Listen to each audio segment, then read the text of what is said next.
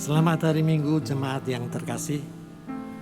Minggu ini 25 April 2021 kita mengadakan ibadah minggu bersama keluarga kita secara online. Tema ibadah kita minggu ini adalah menggembalakan bukan dengan kuasa. Ibadah online hari ini akan dilayani oleh Pendeta Agus Wianto dan Pendeta Guntur Wibisono. Mari kita menyiapkan hati kita untuk memasuki ibadah ini.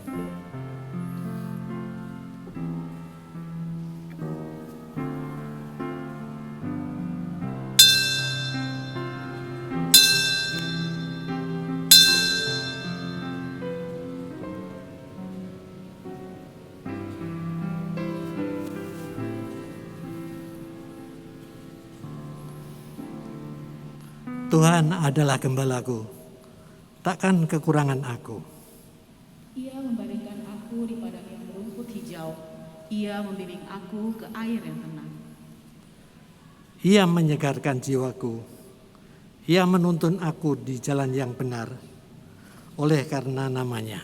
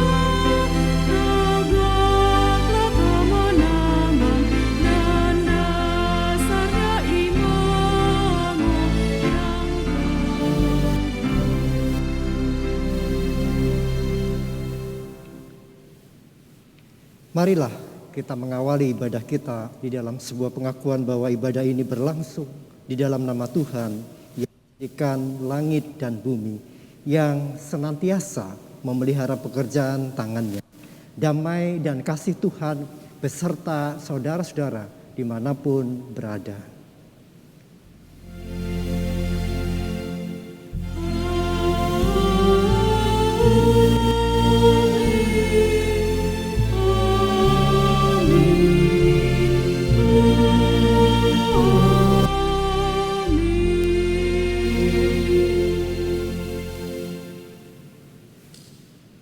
Umat terkasih, sebagai gembala yang baik, Allah senantiasa membimbing dan berjalan bersama kita umatnya. Bahkan dalam kasih-Nya, Ia menjadi gembala yang rela memberikan nyawanya bagi domba-dombanya. Maka baiklah kita menjadi domba yang senantiasa merindukan bimbingan gembala dan berjalan bersamanya.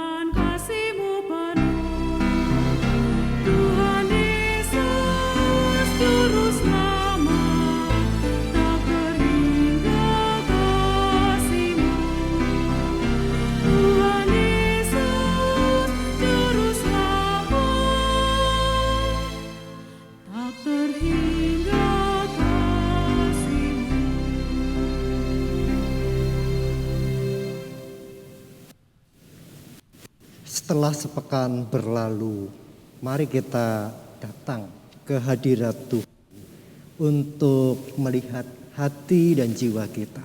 Apakah kita sungguh-sungguh layak di hadapannya ketika saat ini kita beribadah. Mari kita bersaat teduh.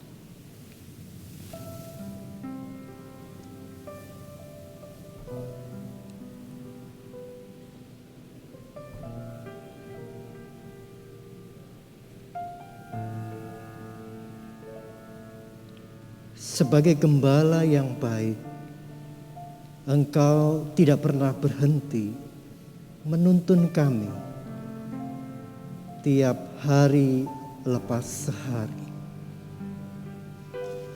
Dan inilah kami, domba-domba-Mu, yang acap kali menjadi domba yang binal, yang acap kali basah kuyup karena dosa, dan hampir-hampir jatuh di dalam jurang maut.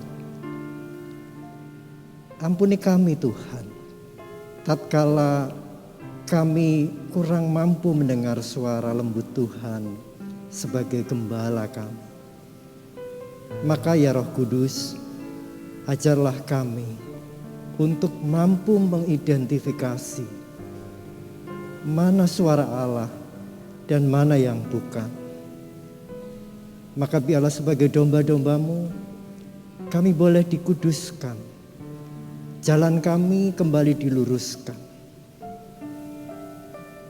Terima kasih untuk segala anugerah dan pengampunan Tuhan yang memulihkan dan membebaskan kami. Lalu kami boleh berjalan di jalan Tuhan untuk menggapai rumput yang hijau dan air yang segar. Kami berdoa hanya di dalam nama Tuhan Yesus Kristus. Amin.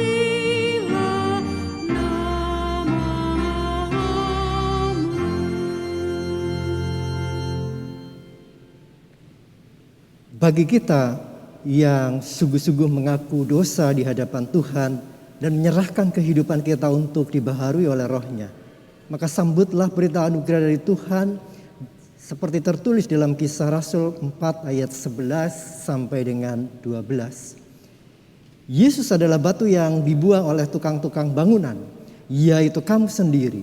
Namun ia telah menjadi batu penjuru. Dan keselamatan tidak ada di dalam siapapun juga selain di dalam Dia. Sebab di bawah kolong langit ini tidak ada nama lain yang diberikan kepada manusia yang olehnya kita dapat diselamatkan. Demikianlah berita anugerah dari Tuhan. Syukur kepada Allah. Umat terkasih, hanya Yesus adalah satu-satunya sumber keselamatan kita. Rasul Paulus menyebutnya sebagai batu penjuru yang menuntun kita pada jalan kebenaran. Kiranya damai Tuhan dan kebenarannya senantiasa tinggal dan menuntun kehidupan kita. Damai Tuhan beserta saudara.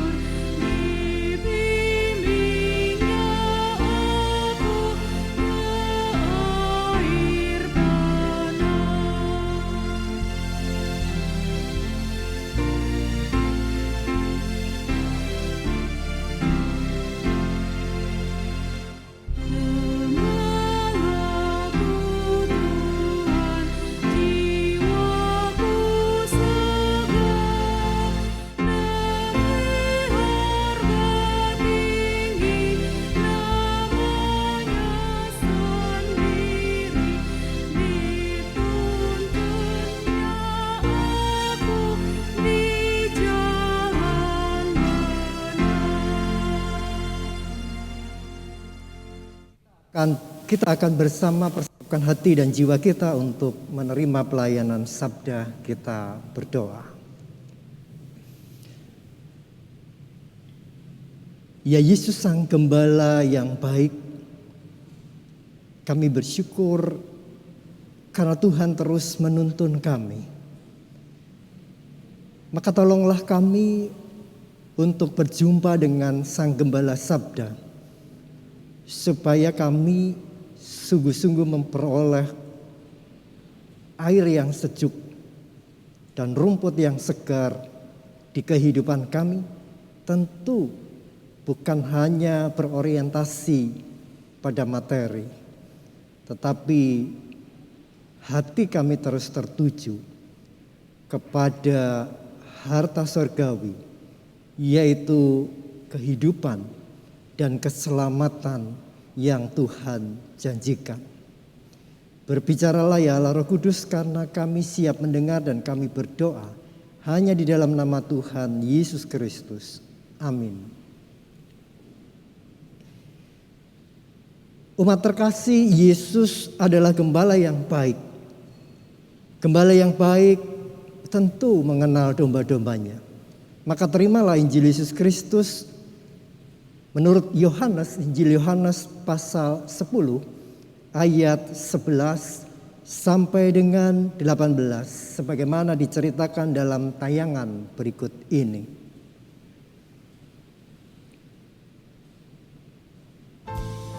Akulah gembala yang baik.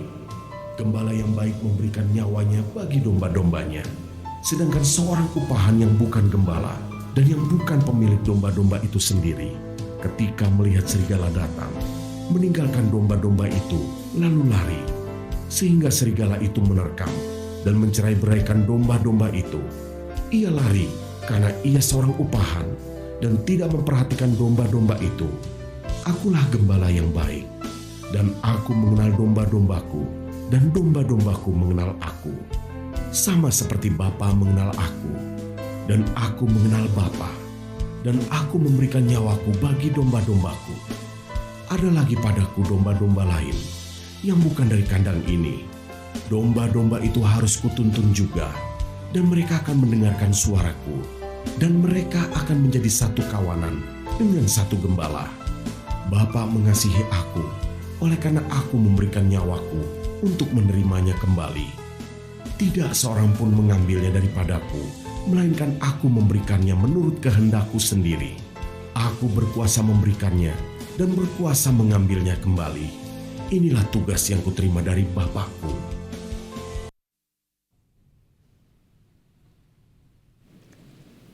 Demikianlah Injil Yesus Kristus. Yang berbahagia adalah bagi kita yang mendengarkan firman Allah dan tekun untuk memeliharanya. Haleluya. Haleluya, haleluya, haleluya.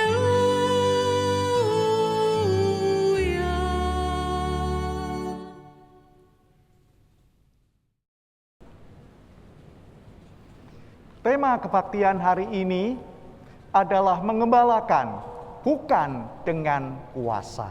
Saudara, bermula dari cerita ibu, perkenalan pertama saya dengan Injil, dengan Alkitab, justru bermula dari cerita yang saya dengar.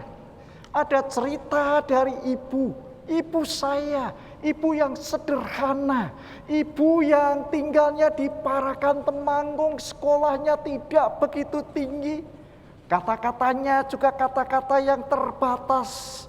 Hanya beberapa kata ngomong Alkitab.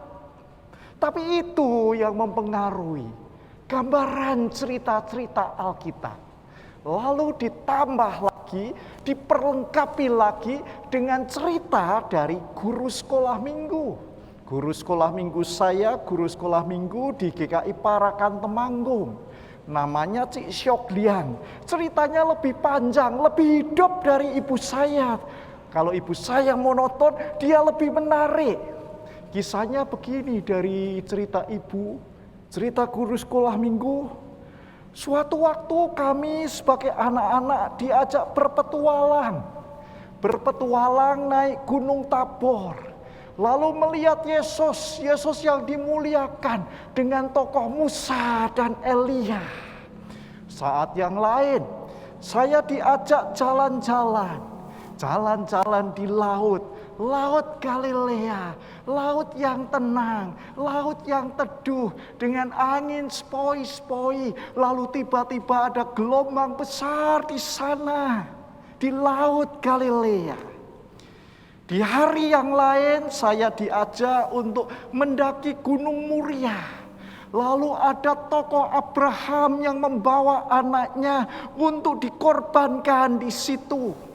Saat yang lain lagi saya diajak ke padang gembala untuk menyaksikan pertarungan antara Daud dengan Goliat pada waktu itu. Dan di waktu yang lain cerita tentang gembala yang baik. Ada gembala yang baik yang menuntun domba-dombanya. Kalau perlu menggendong domba-dombanya itu, dituntunnya, dijaganya, ditunjukkan sampai pada padang rumput hijau. Dan puncaknya yang saya ingat adalah cerita tentang Yesus yang disalib. Itu yang saya ingat. Pengalaman itu begitu membekas. Membekas karena pada dasarnya orang suka cerita. Dan anak-anak akan meresap dengan cerita. Ditambah lagi pada waktu itu ada gambar kecil yang dibagikan sehabis sekolah minggu selesai. Lalu melengkapi imajinasi saya. Ada cerita yang saya dengar dari ibu saya, ibu guru. Dilengkapi dengan gambar. Lalu seolah-olah mau memvisualisasikan apa yang sudah diceritakan tadi. Sebelum zaman itu canggih seperti sekarang ini. Lalu saudara-saudara, saya tidak tahu apa bercerita dan mendengarkan cerita sudah diganti dengan canggihnya gadget dan YouTube yang tayangannya lebih asik dan lebih memikat. Tapi benar saudara-saudara, dari cerita ibu saya ditambah dengan gambaran-gambaran cerita yang hidup dari guru sekolah minggu, membawa gambaran saya tentang ayat-ayat favorit. Jadi Mazmur 23 merupakan salah satu ayat favorit yang saya ingat. Bahkan selalu saya strabilo di dalam Alkitab saya. Mazmur 23 dengan warna tertentu. Ada warna hijau, ada warna kuning di sana. Saya ingat juga bacaan hari ini, Yohanes 10, gembala yang baik. Gembala yang baik yaitu sosok Kristus sendiri yang memberikan hidupnya sehingga memberikan hidup yang berkelimpahan. Saudara-saudara, sampai saat saya kecil, kira-kira SD, kumpulan gambaran-gambaran itu saya susun di dalam sebuah album. Lalu pertanyaannya, mengapa kok tidak diberikan buku aja? Cerita bergambar tentang Yerusalem, tentang kehidupan Yesus yang gambarnya bagus dan berwarna lagi. Jawabnya, saya jauh dari toko buku. Dan ayah saya bukan termasuk orang yang berada. Jadi cukup sudah visualisasi gambar-gambar tadi. Ditambah dengan cerita yang selalu ditabur, menghidupkan kembali tokoh-tokoh yang hidup di zaman dahulu. Seperti yang tertulis dalam Alkitab yang kemudian tertanam di dalam ingatan saya. Lalu itu yang akhirnya membentuk iman saya. Sehingga akhirnya saya sekolah teologi, sekolah pendeta di Jogja. Dan sampai saat ini menjadi pendeta. Walaupun ayah saya pada waktu itu belum menjadi Kristen, tapi gambaran tentang gembala yang baik dan gambaran tentang Yesus sebagai gembala yang baik terus membekas di dalam visualisasi saya. Saudara-saudara, saya bersyukur karena ada cerita dan karena ada gambar, lalu diperkaya dengan belajar teologi, sehingga bisa menyusun sebuah refleksi. refleksi gambaran di dalam khotbah. Lalu bagaimana dengan jemaat biasa? Bagaimana dengan aktivis-aktivis biasa? Saudara-saudara, untuk jemaat biasa sama. Ada visualisasi, ada penghayatan. Lalu itu terus bertumbuh dan bertumbuh. Dengan membaca Alkitab, dengan menggali Alkitab, dengan menemukan Alkitab, makin lebih mengerti Alkitab. Kalau diringkas ada 3 poin penting. 1, berarti pada tiap orang akhirnya ada pengalaman pribadi. Pengalaman pribadi yang menyentuh dari mendengar cerita Alkitab dan visualisasi di dalamnya. Dan itu yang kemudian akan menumbuhkan iman saya. Istilahnya growth with persona. Iman saya bertumbuh. Iman saudara bertumbuh. Iman saudara juga bertumbuh. Itu yang disebut sebuah pengalaman. Pengalaman pribadi yang membebaskan dan yang menyentuh. Saya ingat ada anak sekolah minggu. Ketika ada masalah, dia mengingatkan papahnya, ayo Pak, kita berdoa. Tuhan itu kuasa. Saya juga menemukan anak sekolah minggu dulu masih TK. Sekarang sudah dewasa. Tapi ketika TK, neneknya dirawat di rumah sakit. Dan dia hanya bisa berdoa Bapak kami. Saya berdoa, dia bilang, saya boleh berdoa untuk nenek. Lalu muncul doa Bapak kami di situ, spontan dari anak. Nah, saudara-saudara, ketika ada masalah, saya ingat Tuhan. Sebagai gembala hidup saya, ketika saya mengalami persoalan, sebagai gembala yang baik, dan itu yang harus dipegang. Itu yang harus diyakini, itu yang harus dipercaya. Yesus sebagai gembala yang baik, yang terus menuntun kehidupan kita. Pengalaman pribadi yang menyentuh. Nah, lalu menjadi yang namanya memori kolektif. Ini poin yang kedua. Memori kolektif menjadi sebuah ingatan. Ingatan bukan hanya ingatan saya, tapi ingatan jemaat. Yang kemudian diceritakan, diulang-ulang, dirayakan. Sehingga menjadi kolektif yang hidup dalam jemaat. Dengan refleksi teologis pendeta, saya sering mendengar kesaksian Tuhan sebagai gembala, di mana dalam kesaksian sharing PA, dalam PA jemaat, dalam persekutuan, Yesus sebagai gembala yang baik hadir dalam hidup saya, dan juga menjadi gambaran gembala yang baik, menjadi gambaran memori kolektif, pengalaman, ingatan bersama, dan itu yang terus terpatri di dalam kita. Sehingga ketika saudara sedang bergumul dalam badai kehidupan, maka ada ayat-ayat yang bicara kuat, seolah-olah sebagai sabda Kristus yang meneguhkan saya. Itu yang kedua, memori kolektif. Nah, memori kolektif menjadi yang ketiga. Terjadi perjumpaan lagi dengan Yesus yang hidup. Pengalaman orang yang mau operasi, merasa dikuatkan dengan kehadiran gembala. Orang yang lagi bergumul serius di dalam hidupnya, diteguhkan lagi oleh sabdanya, seakan-akan Yesus yang bangkit sedang berbicara. Jangan takut, jangan bimbang, jangan menyerah. Dan itu yang dihidupi di dalam teologi jemaat. Saling meneguhkan, meneguhkan dalam iman, saling mengembalakan di dalam sebuah pengharapan, saling mengasihi, untuk saling menguatkan satu dengan yang lain. Maka tema hari ini, mengembalakan bukan dengan kuasa. Segera saya teringat Mazmur 23 yang sebetulnya ada di dalam bacaan hari ini, bukan? Gambaran yang segera teringat di kepala saya, Tuhan, caranya gimana? Menghadirkan sosok Kristus di dunia. Maka Kristus gembala yang mau memberikan cintanya, mau mengasihi manusia dengan cintanya. Lalu mengapa disebut gembala yang baik?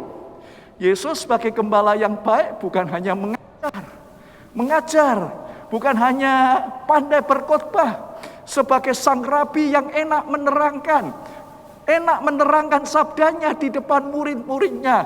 Ada orang upahan, ada gembala pemilik domba, bukan hanya itu. Tapi Yesus benar-benar sudah menjadi gembala yang baik. Dengan cara apa? Dengan memberikan nyawanya. Dia mati di kayu salib untuk kita. Memang gembala yang baik mati disalibkan. Tapi kematian itu bukan hanya kemenangan penguasa Romawi untuk menegakkan hukum di daerah jajahan. Kemenangan itu bukan hanya kemenangan elit orang-orang Yahudi yang merasa terancam karena ajaran Yesus. Yesus bangkit, itulah. Mau menunjukkan kemenangan Allah yang memberikan keselamatan dengan cintanya. Caranya tidak dengan menghancurkan orang, merusak kehidupan orang lain, justru memulihkan kehidupan. Saudara-saudara, maka tema hari ini menggembalakan bukan dengan kuasa, saudara-saudara. Nah, saudara-saudara, jujur kalau kita melihat Mazmur 23, apa yang membekas di benak saudara? Yang paling membekas, isinya ayat-ayat yang di depan dan isinya pada ayat-ayat yang di belakang. Ini ayat-ayat yang di depan memang menarik dan di situ sangat mendalam, gembala yang menuntun. Jadi kalau dilukiskan seolah-olah Tuhan Yesus itu sedang menggendong dombanya. Dombanya yang lemah. Lalu digendongnya dan sebagian lagi domba-dombanya dituntunnya, lalu di tepinya ada padang rumput hijau. Di sampingnya ada air telaga, sumber mata air yang tidak pernah tenang. Itulah gambaran tentang gembala yang baik, bukan? Itu ayat pertama, padang rumput hijau, sumber air tenang, dan di situ dituntunnya. Lalu ayat yang membekas kedua, yaitu ayat yang terakhir, saudara-saudara. Ayat yang terakhir di sini dikatakan, ayat yang terakhir digambarkan bagaimana saya nanti, ayat 5. Bagaimana akhir hidup saya. Oh, gembala yang menyambut saya. Kapan? Ketika kematian datang. Ada yang membuka pintu kehidupan kekal. Tidak ada lagi duka dan air mata. Tapi yang sering dilupakan adalah ayat yang di tengah-tengah. Terutama itu ada di dalam ayat yang keempat. Nah, mengapa saudara-saudara? Karena dalam realita hidup, kalau kita lihat topografi tanah Palestina, tanahnya itu berbukit-bukit, tidak semua subur. Lalu untuk menemukan satu padang rumput harus jalan.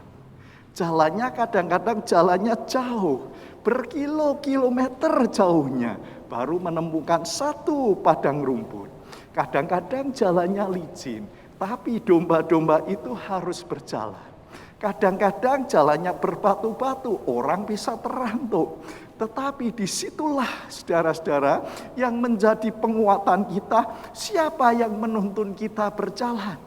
Tidak lain dan tidak bukan adalah Sang Gembala. Sehingga perlu kita tambahkan, mari kita dengar Mazmur 23 ayat yang keempat.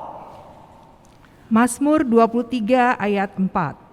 Sekalipun aku berjalan dalam lembah kekelaman, aku tidak takut bahaya, sebab Engkau besertaku. Gadamu dan tongkatmu, itulah yang menghibur aku. Sekalipun aku berjalan dalam lembah kekelaman, sekalipun aku berjalan di dalam lembah bayang-bayang yang susah, disitulah aku tidak takut bahaya. Karena apa? Karena Dia besertaku. Sang Gembala yang beserta dengan saya, bukan hanya hadir mau hadir, tapi Dia benar-benar selalu hadir bersama kita. Maka kata kunci yang menguatkan kita, Engkau adalah Sang Immanuel, Sang Gembala yang menyertaiku, itu sudah cukup bagi aku. Ketika jalan hidupku gelap, ada Sang Gembala. Ketika jalan hidupku kelam, ada Sang Gembala. Ketika ada ketakutan, ada Sang Gembala. Pada waktu berjalan pada waktu malam terus dituntun. Jalan yang licin terus dilalui. Dan Sang Gembala yang menuntun di dalam kegelapan malam dengan menggunakan dua hal penting. Yang pertama yaitu dua senjata yang ada pada gembala. Nah, senjatanya apa? Ada di ayat 4b tadi. Gada dan tongkat. Jadi bayangkan gembala ada di depan. Lalu mendengar suara tongkat yang diketukkan. Dengan irama yang tetap. Sang domba mendengar suaranya. Dalam kegelapan, dalam jalan yang gelap.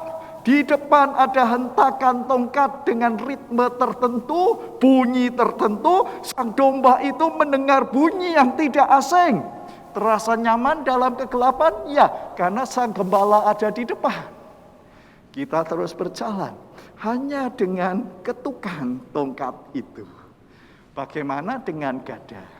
Gada bahannya dari kayu lalu dilapisi dengan logam. Ketika jalan becek, gadanya dipukul pada bukit batu. Tanda domba tetap sama dengan Sang Gembala, maka bisa melewati jalan yang licin bersama Sang Gembala. Yang digambarkan Tuhan. Tuhan akan memberikan Parakletos, penghibur Roh Kudus. Roh yang akan menyertai kita. Dalam bahasa lain dikatakan Comforter. Kom berarti sama-sama, bersama-sama. Verter berarti kuat, menguatkan, bersama-sama menguatkan. Jadi gembala kalau jalan di tengah memberi kekuatan. Sehingga sang domba bisa berjalan, melatih domba-domba di dalam kegelapan, karena sang gembala terus hadir, mau hadir, dan selalu hadir. Saudara, kalau direfleksikan berikut, gada dan tongkat. Gada dan tongkat dua senjata yang dipakai sang gembala. Nah, gada dan tongkat bisa jadi senjata yang berkuasa dari gembala. Tapi bisa juga menjadi senjata yang membimbing, memberi petunjuk, memberi arah, memberi perlindungan, memberi penyertaan. Nah, saudara-saudara, kuasa kalau dipakai untuk diri sendiri, nah orientasinya ya kepentingan saya. Kepentingan saya sendiri. Kalau dipakai untuk melayani, mengabdi, orientasinya lain. Orientasinya yaitu sang domba. Sama dengan gada dan tongkat mau dipakai untuk apa? Untuk menuntun atau untuk memukul? Untuk menunjukkan jalan, bisa dengan tongkat. Untuk menjewer telinga sang anak domba yang keluar dari barisan itu, bisa juga, saudara-saudara. Nah, saudara-saudara yang dikasihi oleh Tuhan, tongkat bisa untuk mendidik, tapi bisa untuk melampiaskan kekerasan dengan memukul. Gembala yang baik memang punya gada dan tongkat, tapi dipakai untuk apa? Mengembalakan ini. Kuasa untuk diri sendiri kalau dipakainya untuk mendapatkan keuntungan. Keuntungan saya. Kuasa adalah untuk mendapatkan keuntungan, mendapatkan fasilitas. Kuasa dipakai untuk melanggengkan kekuasaan. Kuasa dipakai untuk mengambil keputusan sepihak. Kuasa bisa dipakai untuk kepentingan sendiri. Kalau orientasinya materi kekayaan. Baik dapat sedikit atau banyak, dengan terang-terangan, korupsi atau dengan sembunyi-sembunyi. Apalagi bisa untuk memperalat orang lain, menindas orang, mengeksekusi orang. Bisa juga kuasa untuk mengebiri seseorang dan menjustifikasi, menyingkirkan seseorang. Bagaimana kalau kuasa dipakai tidak untuk diri sendiri? Ya, kuasa kalau dipakai untuk mengembalakan satu dengan yang lain. Seperti digambarkan Injil Yohanes 10. Ada sang pemilik domba sebagai gembala sejati, dan ada gembala upahan atau mereka yang bekerja demi upah. Gada dan tongkat sebagai kuasa untuk kepentingan bersama, untuk kehidupan bersama yang lebih baik. Saudara-saudara, itulah. Nah, maka ada mentalitas orang upahan, mentalitas gembala yang sejati. Dengan jelas Yesus menggambarkan dua tipe gembala. Mari kita baca dari Yohanes 10 ayat 11. Yohanes 10 ayat 11. Akulah gembala yang baik. Gembala yang baik memberikan nyawanya bagi domba-dombanya. Gembala yang baik, gembala yang sejati adalah sang pemilik domba yang tidak menggunakan kuasanya untuk sewenang-wenang, tetapi yang justru memberikan dirinya, memberikan cintanya sampai dia mati. Maka tipe gembala upahan hanya berpikir duit, dapat duit. Kalau ada kesulitan tidak mau. Maka dari gambaran Injil Yohanes ini, bacaan Perjanjian Baru, dua Injil Yohanes ini mau menggambarkan dua tipe gembala dan dengan dua kualitas gembala. Nah, kalau sudah punya kualitas sebagai gembala yang baik, gembala sebagai pemilik domba, maka bisakah itu menjadi mentalitas kita? Mentalitas orang-orang yang sudah merayakan kebangkitan Tuhan. Saudara, sebagai penutup, hidup ini rasanya sulit. Situasi sulit sekarang ini rasanya juga masih banyak hal bisa membuat stres. Banyak orang cemas, banyak orang butuh dukungan. Nah, dukungan Tuhan tentu diharapkan. Bagaimana konkret kehadirannya? Mari kita saling mengembalakan dalam wujud konkret. Dengan tongkat dan gadanya sang gembala agung itu. Lalu kita seolah-olah hanya menjadi sang gembala yang menyalurkan kasih dan kebaikan Tuhan itu. Hidup yang sulit butuh Tuhan, tapi butuh saling mengembalakan satu dengan yang lain. Maka mari kita juga saling memperhatikan. Nah, sebagai jemaat, kita tinggal di satu kombas. Dalam kombas ada orang-orangnya. Apakah kita ingat pada hari tertentu, jam tertentu, kita sebut nama orang itu, kita doakan, kita dukung, itulah wujud saling mengembalakan satu dengan yang lain dengan kasih. Oma dan opa, di tengah-tengah keterbatasan situasi seperti sekarang ini, di dalam kelemahan tubuhnya yang mungkin dia tidak bisa kemana-mana, bisa juga kita tunjukkan empati kepada mereka. Maka mari saudara-saudara, mengembalakan bukan dengan kuasa, tapi mengembalakan satu dengan yang lain, dengan satu kasih untuk bersama-sama terus maju, dengan iman, dengan pengharapan, kita tiru, kita terapkan itu dalam hidup kita sehari-hari. Amin. Tuhan memberkati kita. Kita masuk dalam saat hening.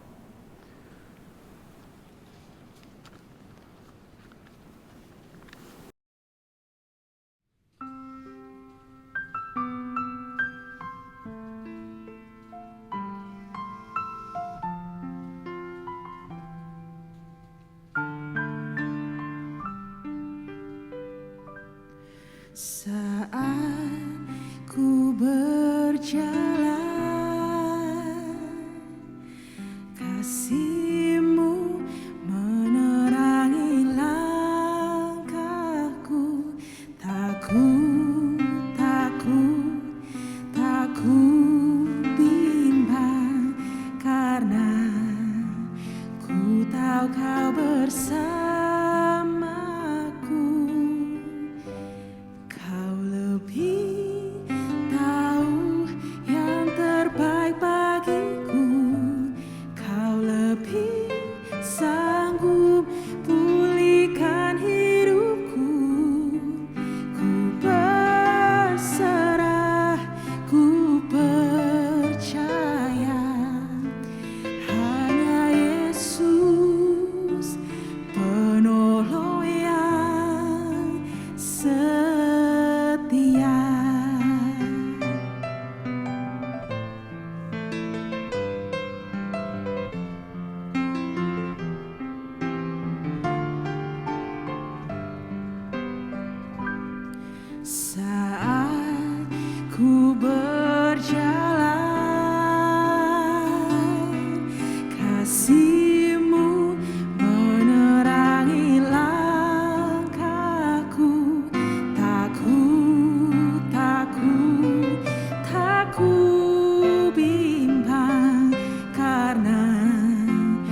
Ku tahu kau bersamaku. Kau lebih tahu yang terbaik bagiku.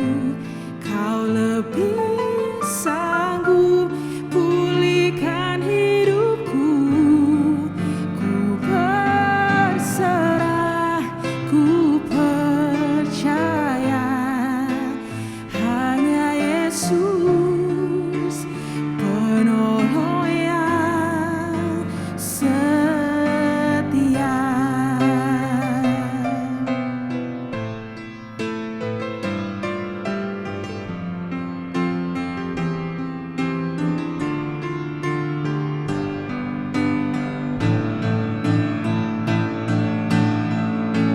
Kau lebih tahu yang terbaik bagiku. Kau lebih sanggup pulihkan hidupku. Ku berserah, ku percaya hanya Yesus penolong yang setia. Kau lebih tahu yang terbaik bagiku. Kau lebih sanggup pulihkan hidupku. Ku berserah, ku percaya hanya Yesus penolong yang setia. Hanya Yesus penolong yang setia.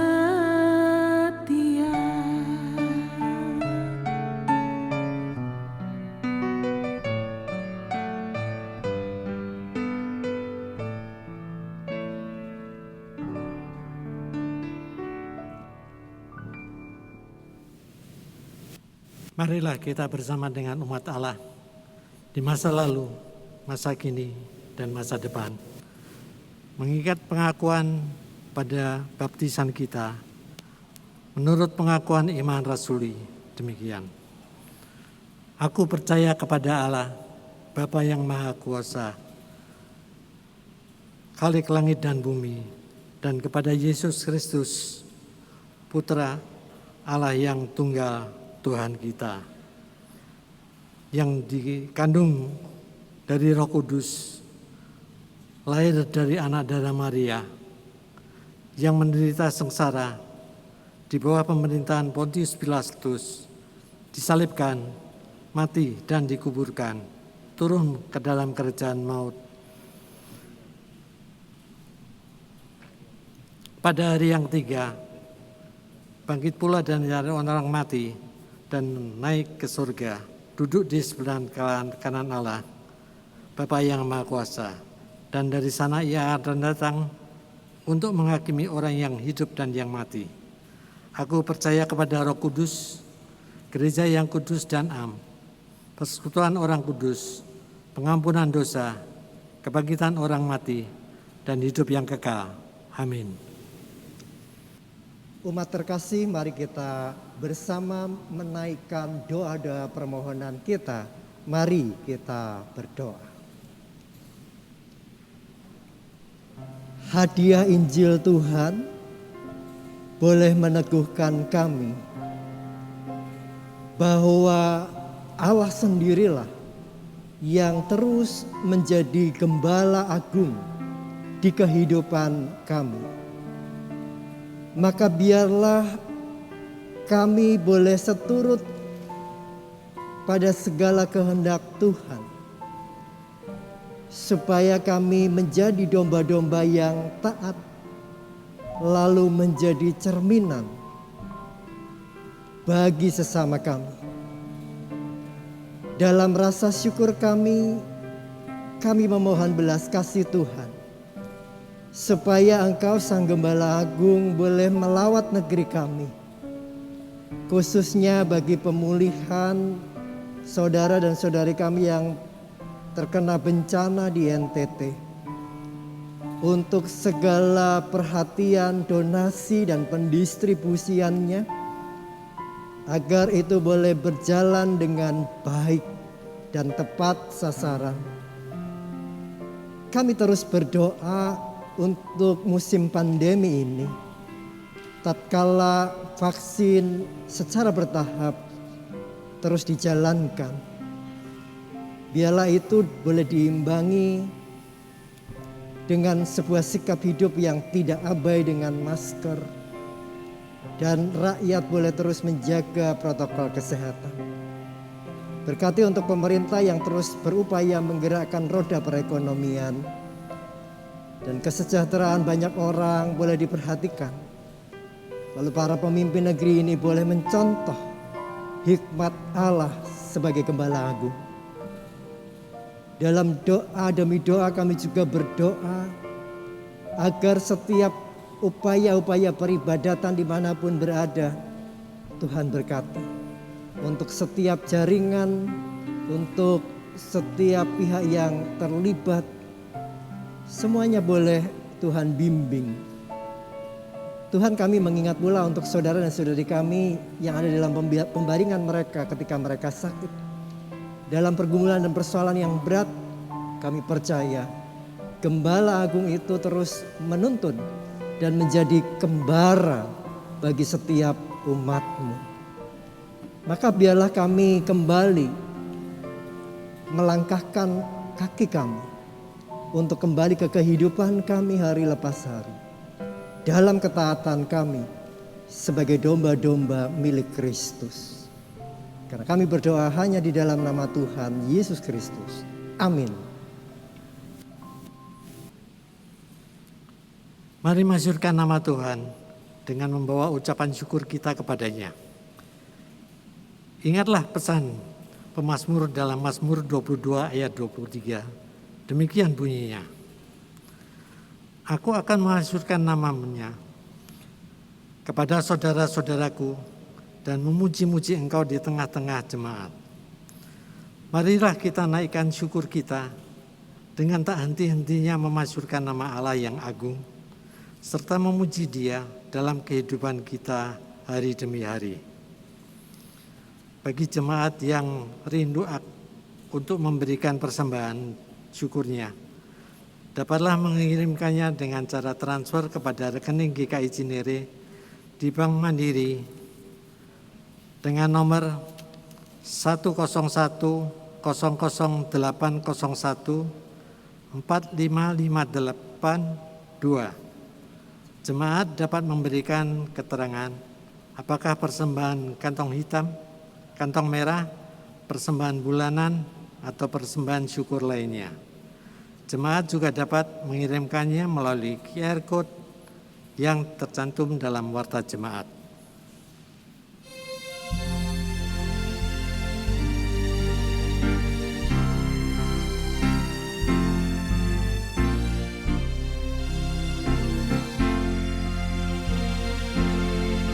Tuhan ambil hidupku dan kuduskan bagimu. Pun waktuku pakailah memujimu.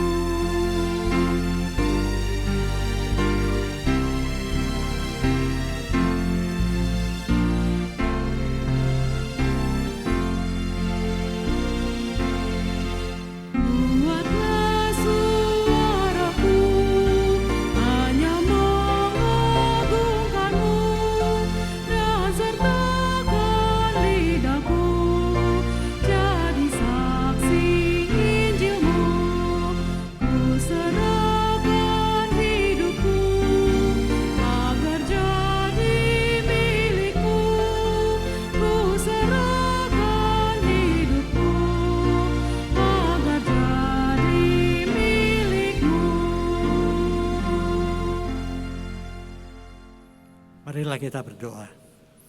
Tuhan Bapa kami yang ada di surga, terima kasih atas berkat yang Kau limpahkan kepada kami. Dan pada saat ini kami mempersembahkan sebagian dari berkat yang kami terima darimu untuk kami persembahkan kepadamu. Bapak, kiranya Engkau berkati persembahan kami dan mereka yang mengelolanya, agar mereka dapat mengelolanya dengan sebaik-baiknya untuk kebesaran dan kemuliaan nama-Mu saja. Ajaran kami Bapak, agar kami tidak mempersembahkan materi saja, tetapi kami persembahkan tubuh serta diri kami untuk kemuliaan dan kebesaran nama-Mu.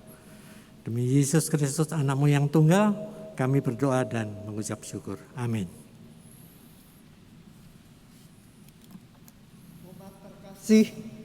Umat terkasih, berjalanlah bersama Sang Gembala yang menggembalakan dengan penuh cinta kasih dan bukan dengan paksaan. Maka hiduplah dengan dekapan kasih-Nya yang senantiasa merengkuh dalam keteduhan.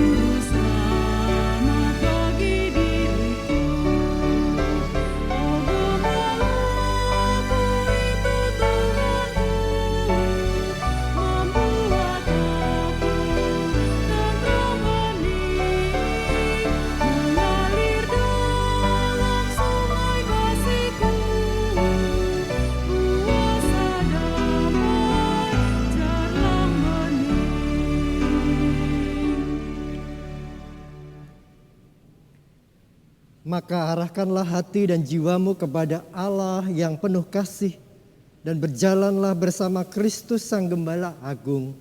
Terimalah damai-Nya yang mengalir, melimpah di dalam kehidupan kita kini dan selamanya. Dan terimalah berkat Tuhan. Tuhan memberkati engkau dan melindungi engkau. Tuhan menyinari engkau dengan wajah-Nya dan memberi engkau kasih karunia. Tuhan menghadapkan wajah-Nya kepadamu dan memberi engkau damai sejahtera. Amin.